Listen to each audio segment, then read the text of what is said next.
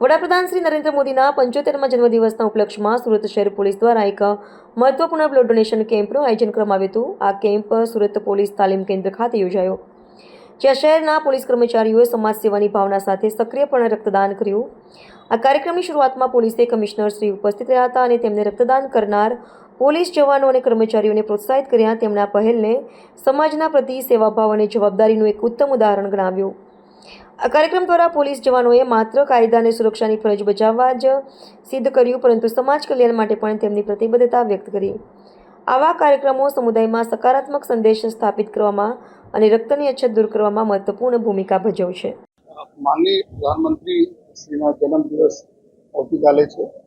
એના ઉપલક્ષમાં એક જો પૂરા દેશભરમાં આપણા રાજ્યમાં સુરત શહેરમાં એક સૌથી જો એક સારા કાર્ય થઈ રહ્યા છે બ્લડ ડોનેશનનો જોઈએ એના ભાગરૂપે આજે સુરત શહેર પોલીસ હેડક્વાર્ટર ખાતે પર એક અમારા પોલીસના અમારા જવાનો અધિકારીઓ અને અમારા જો મહિલા અમારા સાથી અધિકારીઓ કર્મચારીઓ છે એના થકી જો બ્લડ ડોનેશનના એક કેમ્પ અહીંયા રાખવામાં આવેલા છે, જે અમારા બ્લડનો જો યુનિટ ભેગા થશે। આ યુનિટ અમારા આ સમય એવા હોય છે જ્યારે ઘણા બધા લોકો જે અલગ અલગ રોગોથી પીડાતો હોય ચોમાસાને લીધે છે, તો ત્યાં જો જરૂરત છે જરૂરતમંદોને મળે આ આશયથી જો આજના બ્લડ ડોનેશન એક કેમ્પ છે જોઈએ અને અમે બધાને અપીલ પણ કરીએ છીએ કે પોલીસ સિવાય પણ જોઈએ આ 4 વાગે તક ચાલુ રહેવાના છે।